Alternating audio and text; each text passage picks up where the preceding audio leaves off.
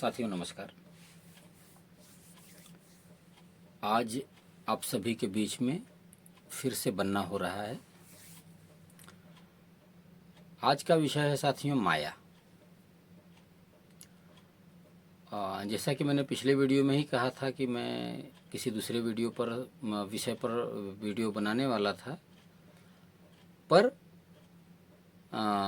सवाल कुछ ऐसे आ गए थे जिन पर वीडियो बनाना पड़ा। आज मैं सोच रहा हूँ कि पिछले जो वीडियो जिस पर मैं बनाने वाला था उस पर कुछ सवाल आ गए, यानी माया पर। मैं माया पर ही पहला वीडियो बनाने वाला था, तो कुछ ज्ञानी जिन्होंने, ऐसा लगता है कि आप सब मेरे मन की बात समझ लेते हो, पढ़ लेते हो, तो मैं उन सभी साथियों का, सभी पुण्यात्माओं का पुनः पुनः जो है धन्यवाद करता हूँ। और आज हम लोग थोड़ा सा माया को समझने की कोशिश करते हैं। साथियों, माया कहने के लिए तो दो शब्द है माया, पर हकीकत में इसी माया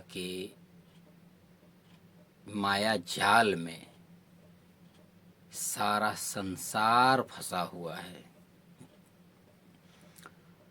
माया के ऊपर बहुतों ने बहुत कुछ कहा है,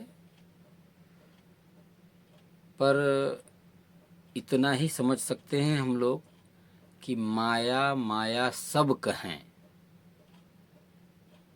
माया माया सब कहे, माया समझे न कोय। जो मन से न उतरे, माया समझो सोई। विषय बहुत ही, ये जो असल में विषय है बहुत यानी बहुत ज़्यादा जटिल विषय है। इसको समझने की बात है साथियों। और माया को सद्गुरु कबीर जी ने इतने बेहतरीन ढंग से बताया है कि वैसा और कोई नहीं बता पाया, न शायद कोई बता पाएगा। तो आइए थोड़ा सा माया के ऊपर जो है हम लोग समझते हैं, जानते हैं।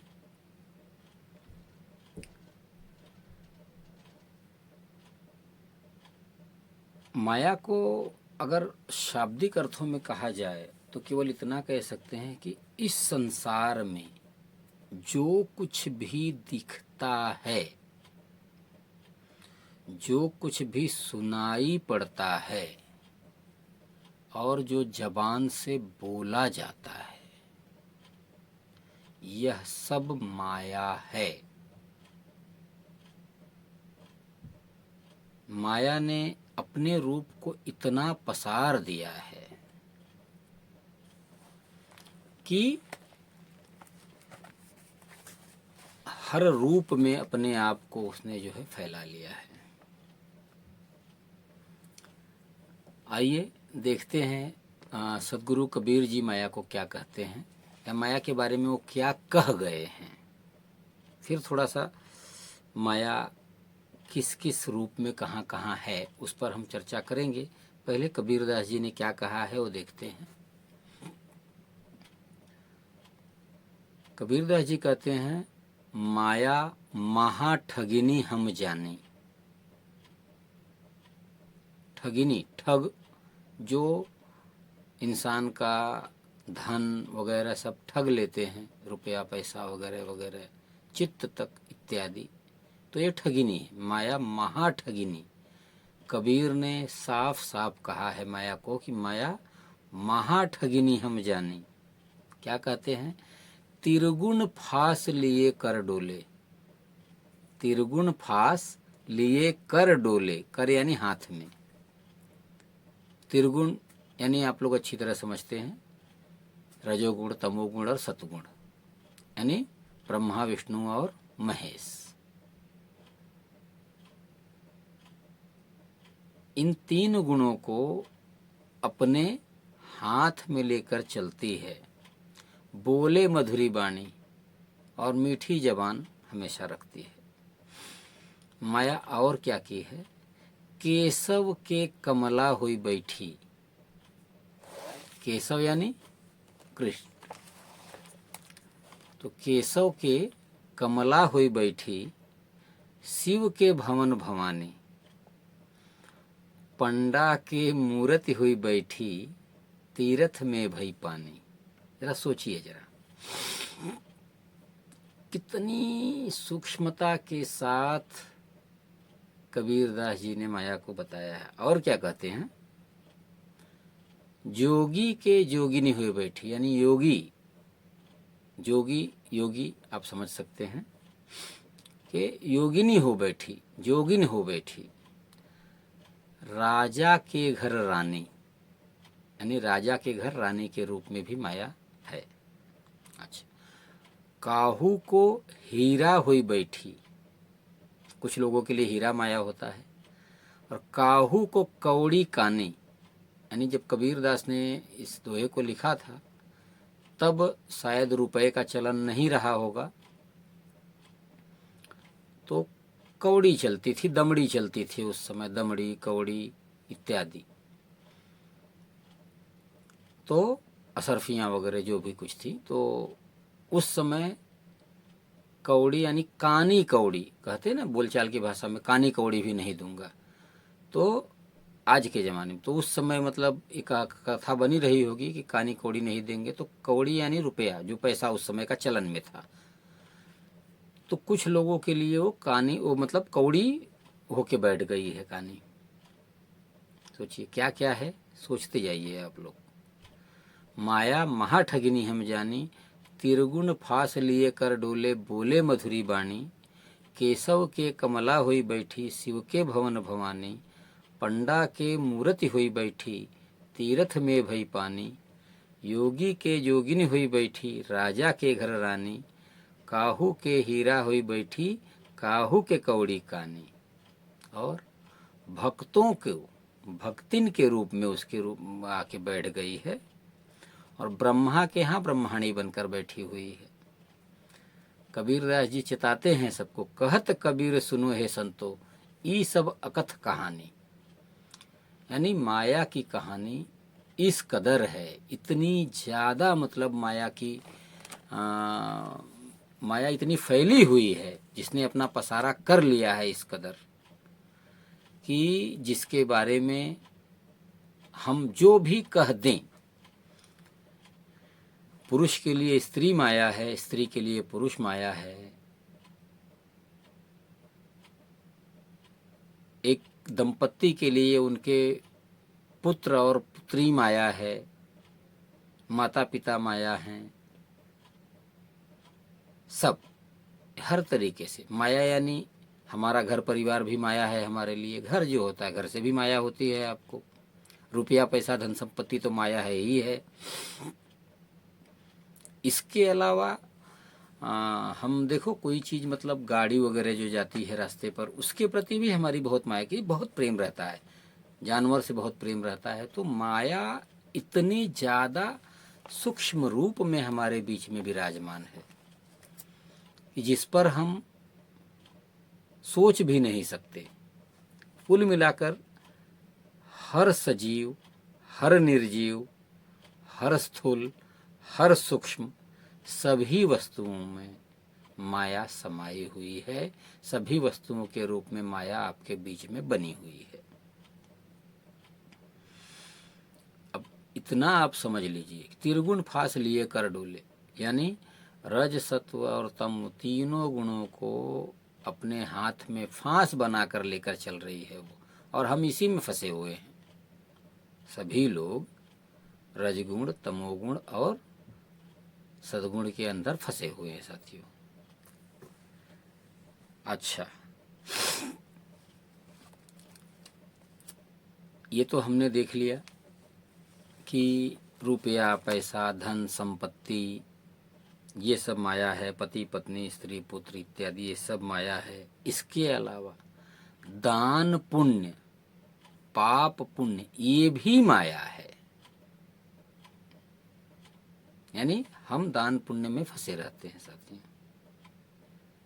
जबकि जो शक्ति है, जो परम है, वो इससे अलग होता है। उससे केवल आपके भाव चाहिए होते हैं, पर लोगों ने ऐसा पसारा बना के रखा हुआ है कि हम उसमें फंस जाते हैं। अच्छा, इसके अलावा माया सूक्ष्म रूप में भी हमारे अंदर विराजमान है। काम, क्रोध, लोभ, मोह, ये सारी की सारी, अहंकार, मिथ्या, झूठ, ईर्ष्या, ये सब, कपट, छल, ये सब जो है माया का ही एक रूप है। ये बताने का तात्पर्य साथियों ऐसा है कि इसे हमें माया से ही पार पाना है। माया के पार जो चला जाएगा वही उस परम तक पहुंच पाएगा। हम सब लोग इसी माया के माया जाल में फंसे हुए हैं, संसार के कुचक्र में फंसे रहते हैं, और इसी में फंसकर हम उस परम को जान नहीं पाते या उसकी तरफ विमुख होकर खड़े रहते हैं। कभी कभी जब चेतना का स्तर बहुत ऊंचा उठता है तो हम उसकी तरफ जो है देखते हैं, या जब हम दुख में आते हैं, सुख दुख ये भी माया ही है, ये समझ लीजिए। तो हम जब सुख में रहते हैं तो उस परम शक्ति को नहीं याद करते हैं, पर जब दुख आ जाता है तो हम दुख में याद करते हैं कि हे तू क्या कर रहा है, मैंने क्या किया है, वगैरह वगैरह इत्यादि, उससे शिकायत करना शुरू कर देते हैं। और उसी में हम लोग, यानी पूर्णतः मानव जाति, केवल मानव जाति ही नहीं, पशु पक्षी भी उसी में फंसे हुए हैं, है ना। हर तरीके के सजीव और निर्जीव, पेड़ पौधे भी, पत्थर, पहाड़, नदी, नाले, ये सब कुछ कहा है ना कि तीर्थ में भई पानी, तीर्थ में पानी के रूप में विराजमान है। यानी हम जैसे गंगा यमुना इत्यादि लोग जाते हैं अपने पापों को धोने के लिए, पर पाप धुलते हैं या नहीं ये कौन जानता है। और अगर गंगा में नहाने भर से पाप धुल जाते तब तो फिर क्या बात थी, है ना। तो साथियों, ऐसा मैं समझता हूँ, मेरी जो जानकारी है या जो गुरुदेव के आशीर्वाद से मुझे जो पता चलता रहता है, जिसे मैंने आप लोगों को पहले भी बताया था कि मावतार बाबा जी के ही शिष्यों में कबीर जी थे, नानक जी थे, ईशा थे, और लाहिड़ी महाशय इत्यादि जो भी हैं। तो लाहिड़ी महाशय के शिष्यों में शिरडी के साईं बाबा थे। शिरडी के साईं बाबा भी क्रिया योगी थे। बाद में तो बहुत सारे लोग जो है क्रिया योग के उसमें आए, चलते रहे और अपने अपने पंथ को भी चलाए। बहुत लोगों के उसमें मुख्य क्रिया योग जो था उसका लोप हो गया।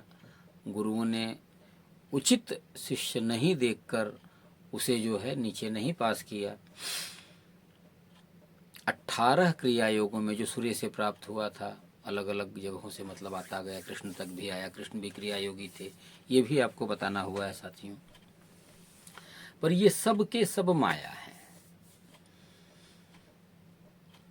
कबीर के अनुसार माया ये काल यानी समय की पत्नी है, मृत्यु इत्यादि जो जिसे हम कह सकते हैं काल। और माया के पुत्र ये तीनों हैं, शिव, विष्णु और ब्रह्मा। इसीलिए कहते हैं कि त्रिगुण फांस लिए कर डोले। ये कबीर के अनुसार है। सत्य क्या है ये अभी तक मतलब अपनी चेतना के अनुसार जो है हमें जानना है, हमें समझना है। उसे जानने की ही तैयारी में अभी तक हम लगे हुए हैं सभी लोग जो है। मेरी जो अपनी साधना चल रही है वही चल रही है। इसी साधना को लेकर मैं कई जगहों से घूम कर आया। हम बाबा जी के साथ जब मुलाकात हुई थी, पहली सशरीर मुलाकात की बात कर रहा हूँ, ध्यान में तो अक्सर गुरुदेव की कृपा बरसती ही रहती है। तो उसके बाद जो उन्होंने बताया था वो घटनाएं कभी हम लोग मतलब चर्चा करेंगे, किसी वीडियो में आप लोगों के समक्ष जरूर लेकर आऊँगा मैं उस बात को। पर उन्होंने जो कहा था, तो ये भी कहा था कि ये बातें जो मैं तुम्हें बता रहा हूँ ये कालांतर में तुम्हें भूल जाएंगी। जब भूल जाओगे तो मैं फिर समय आने पर तुम्हें अलग अलग जगहों पर ले जाकर इसकी याद दिलाता रहूँगा। तो ऐसी कई घटनाएं हैं जो मेरे जीवन में घटी हैं, जो मैं आप लोगों को चर्चा करूँगा, बाद में बताऊँगा विस्तृत रूप से। क्योंकि आज जो हम चूँकि माया पर बोल रहे हैं तो माया को ही लेकर चलते हैं साथियों।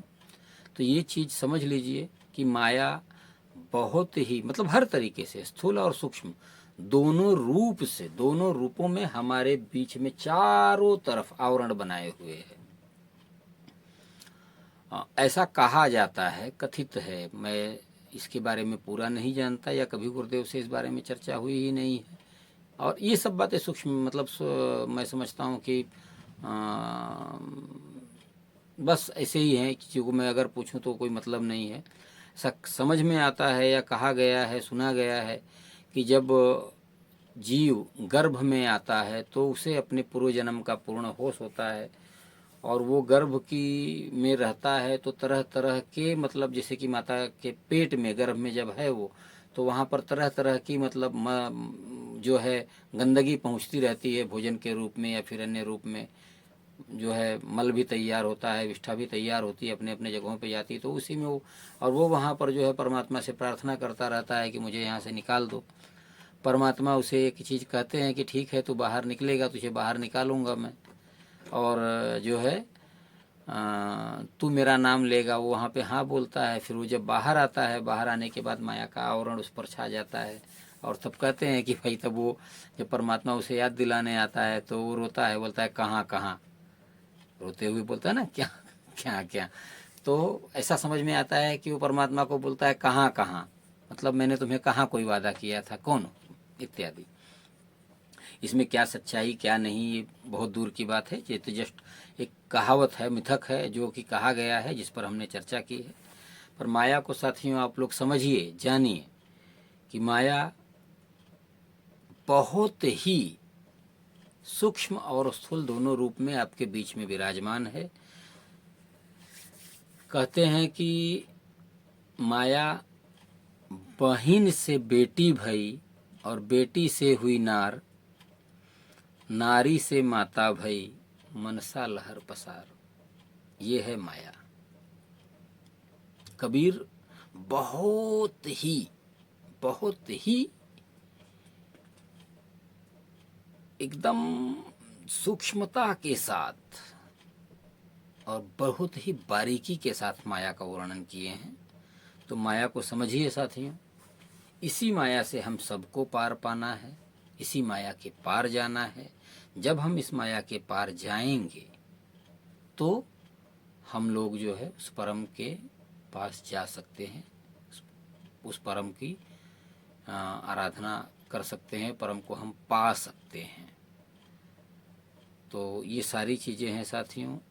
मैं समझता हूँ कि आप लोगों ने जो सवाल डाला था माया के ऊपर, उस पर जो है कबीर के इन पदों का एकदम पूर्णतः जो है आपके सवालों का जवाब इनसे आपको मिला होगा। फिर से समझ लीजिए कि माया एक महाठगिनी है। कबीर के अनुसार ये काल की पत्नी है, ब्रह्मा विष्णु और शिव की माता है। इसीलिए इन तीनों को हमेशा अपने हाथ में लिए रहती है, और इन तीनों के ही जाल में मतलब माया के साथ जो है सब मिलकर जो है पूरा जाल फैलाए हुए हैं। और सारी की सारी सृष्टि, पूरी प्रकृति, पूरी मानव जाति और पृथ्वी की पूरी, मैं तो पृथ्वी नहीं बल्कि ब्रह्मांड की बात करता हूँ, ये सारे के सारे जो है इसी माया के अतिभूत हैं। और हम सबको इसी माया के पार जाना है। समझिए कितना सूक्ष्म है, कितना स्थूल है। हम जो स्थूल माया है इसका त्याग कर भी देते हैं, है ना। कभी कोई पत्नी का त्याग कर देता है, कोई पति का त्याग कर देता है, पुत्र मोह से भी जो है लोग छूट जाते हैं, धन संपत्ति भी लोग दान कर देते हैं, जो है कहीं न कहीं जो है दान पुण्य से भी लोग जो है बड़े हो जाते हैं। ये स्थूल माया है, इससे आप छूट जाते हो। लेकिन जो सूक्ष्म माया है, सूक्ष्म माया जिसके बारे में बताया गया है, काम, क्रोध, मद, मोह, लोभ, छल, कपट इत्यादि, ये हमसे छूटती नहीं है। ये सूक्ष्मता हमारे भीतर जो है पड़ी रहती है और अपना खेल रचती रहती है। साथियों देखिए, ईर्ष्या है, अहंकार है, हमारे व्यवहार में ये चीज़ें आती रहती हैं। तो आप लोग जो है इसको समझिए, जानिए और इस माया से पार पाने के लिए उस प्रभु को, उस परम को, उसकी अरदास कीजिए, उसको याद कीजिए, ताकि वो अपनी छत्र छाया आप पर फैलाए। और जो माया का आवरण हमारी आँखों पर, हमारी चेतना पर अक्सर पड़ा रहता है, हमारी बुद्धि पर पड़ा रहता है, जो मन हमें यहाँ वहाँ दौड़ाता रहता है, मन और माया का ही तो सब खेल है। ये काल ही मन है, ये हमारे भीतर ही समाया हुआ है और हमें इनसे ही पार जाना है। साथियों, मैं समझता हूँ कि आपके शब्दों का या आपके प्रश्नों का जो सवाल जो आपने दिया था पिछले वीडियो में, उसका जो उत्तर है कुछ हद तक मैं महात्मा कबीर, सदगुरु कबीर के इस पदों द्वारा आप सबको देने में समर्थ हुआ हूँ, ऐसी मेरी समझ है। यदि आप लोग इससे अधिक कुछ और जानते हो, क्योंकि सवाल बताते हैं कि आप लोग निश्चिंत ही उच्चतम कोटि की आत्मा हो और आप लोग कहीं न कहीं इस बारे में जानते हो। मैं तो बस एक छोटा सा साधक हूँ। साथियों, मेरी साधना चल रही है, उस साधना के अंतर्गत जो गुरुदेव से बातें आती हैं वो आप लोगों के बीच में रखना होता है। तो ये आज रखना हुआ है। और साथियों, मैं एक बार फिर से आप सभी, हम लोग अभी 350 से ज़्यादा साथी हमारे साथ जुड़े हुए हैं, इन सभी साथियों का जो है मैं तहे दिल से धन्यवाद करता हूं। और साथियों, एक बार फिर से मैं आप सभी से ये अनुरोध करता हूं कि आप सभी ये जो ज्ञान है ये लोगों तक पहुँचे और लोग इससे लाभान्वित हों। क्योंकि बहुतों के मन में, जब हमारे 350 लोगों में से कुछ लोगों के बीच में ये सवाल है, तो हो सकता है निश्चित ही ऐसा होगा कि इस संसार में ऐसे बहुत सारे, पता नहीं कितने लोग होंगे जिनके अंदर ये सवाल होते होंगे, जागते होंगे, जानते होंगे, तो उनको भी उनके सवालों का जवाब मिल सके। क्योंकि मुझे तो नहीं लगता कि कबीर से बेहतर कोई माया को बता पाएगा। फिर भी हो सकता है कहीं और जो है, क्योंकि मैंने कबीर को भी पढ़ा है, सहजों को भी पढ़ा है, पलटू को भी पढ़ा है, देखा है, जाना है, समझा है, नानक को भी जानना हुआ है थोड़ा बहुत, जो है जितना समझ सके, जो उनके पद यहाँ हमारे सामने उपलब्ध हैं इत्यादि सब।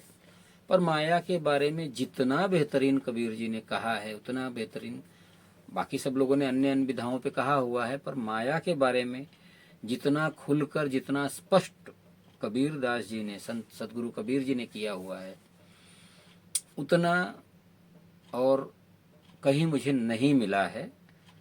यदि आप लोगों को कहीं मिले तो फिर ज़रूर जो है उसे बताने की कृपा करें, ताकि मेरे भी ज्ञान में बढ़ोतरी हो। पर इतना तय है कि हर सजीव, हर निर्जीव, हर स्थूल, हर सूक्ष्म और हर तरीके के रजतम गुण में, सत्य में, सत में, सब में माया का ही पसारा फैला हुआ है, ये तय है।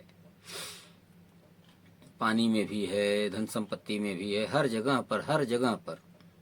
भक्तों के बीच में भक्तिन के रूप में बैठ गई है, भक्तिन के सामने भक्त के रूप में बैठ गई है, ब्रह्मा के यहाँ ब्रह्माणी के रूप में बैठी हुई, यानी हर तरीके से। अरे केवल पुत्र हैं इसलिए नहीं, अपने ही रूप को अलग अलग उसमें फैला दिया है चारों तरफ। स्त्री का ही रूप है तो स्त्री के रूप में कहीं लक्ष्मी कमला बन गई, कहीं जो है ब्रह्माणी बन गई है, कहीं भवानी यानी पार्वती बन के बैठ गई है, इत्यादि अलग अलग। कृष्ण के साथ भी अगर हम कहें तो फिर बहुत सी में जो है माया के रूप में जो है रुक्मिणी इत्यादि थी, माँ के रूप में यशोदा थी, सारी। मतलब कहने का मतलब ये है कि माया हर रूप में आपके साथ में है। और आप अगर गौर करेंगे, ध्यान देंगे तो ये जरूर देखेंगे कि हम सब माया के अधीन होके ही अपना कार्य करते रहते हैं। तो कोशिश ये रहे कि हम इस माया से पार पा सकें और उस सद्गुरु, उस परम जो पिता है, उसके ध्यान में अपना ध्यान लगा सकें और हम उसे पा सकें, ताकि इस आवागमन से, ये आना जाना जो होता है ना, इस शरीर से छूटे उस शरीर में गए, उस शरीर से छूटे उस शरीर में गए, पशु बन गए, पक्षी बन गए, पेड़ बन गए, पौधे बन गए, है ना, इत्यादि जो भी है, इनसे, इस आवागमन से हमें जो है मुक्ति मिल जाए साथियों। इसलिए कोशिश करें कि सभी को उस परम शक्ति से, वो परम से अरदास है कि अपनी कृपा हम सभी पर बनाएं और हम सभी को इस माया के माया जाल से बाहर निकालें और अपनी शरण में हम सभी को लें। ऐसी परम शक्ति से अरदास है, गुरु शक्तियों से अरदास है कि हमें इतनी शक्ति दें कि हम सभी इस जाल से जो है बाहर निकल सकें और अपना जो लक्ष्य है, परम लक्ष्य है, उसे प्राप्त कर सकें। साथियों, इसी के साथ आज मैं हाँ, एक चीज़ और है साथियों, कहना है कि वीडियो जो है आप लोगों का प्यारा है, चैनल आपका प्यारा चैनल है, इसे लाइक करें, सब्सक्राइब करें, शेयर करें, शेयर ज़्यादा से ज़्यादा करें ताकि ज़्यादा से ज़्यादा लोगों तक ये पहुंच सके। और साथ ही एक आप लोग देखते होंगे कि बेल आइकॉन होता है, एक बेल आइकॉन भी आप साथ में उसको प्रेस कर दिया करें, ऑल करके, ताकि जो ये वीडियोज़ मेरे अगर आते हैं तो वो मुझे आपको प्रेषित न करने पड़े, भेजने न पड़ें, और मैं नए लोगों को इनको भेज सकूं। क्योंकि मेरा ये ध्यान ऐसा है कि ज़्यादा से ज़्यादा लोग अगर इसे देखें, समझें, तो गुरुदेव से जुड़ें, क्रिया योग को सीखें, माया के चंगुल से बचने की तैयारी करें, गुरुदेव की कृपा उन पे बरसे। और क्योंकि केवल महाअवतार बाबा जी की कृपा होने का मतलब ये होता है कि बहुत सारे सद्गुरुओं का आशीर्वाद, बहुत सारे सद्गुरुओं की कृपा जो है आप पर अपने आप बरसनी शुरू हो जाएगी। तो इसलिए जो है ये विनती है कि आप लोग इस वीडियो को जो है जितना ज़्यादा प्रसार करते हैं साथियों, वो कर सकें। और मैं आप सभी का पुनः पुनः पुनः पुनः धन्यवाद करता हूँ और गुरु शक्तियों से पुनः पुनः मैं जो है ये अरदास करता हूँ कि सभी पर अपनी कृपा दृष्टि बनाए रखें, सभी पर अपनी कृपा दृष्टि बनाए रखें।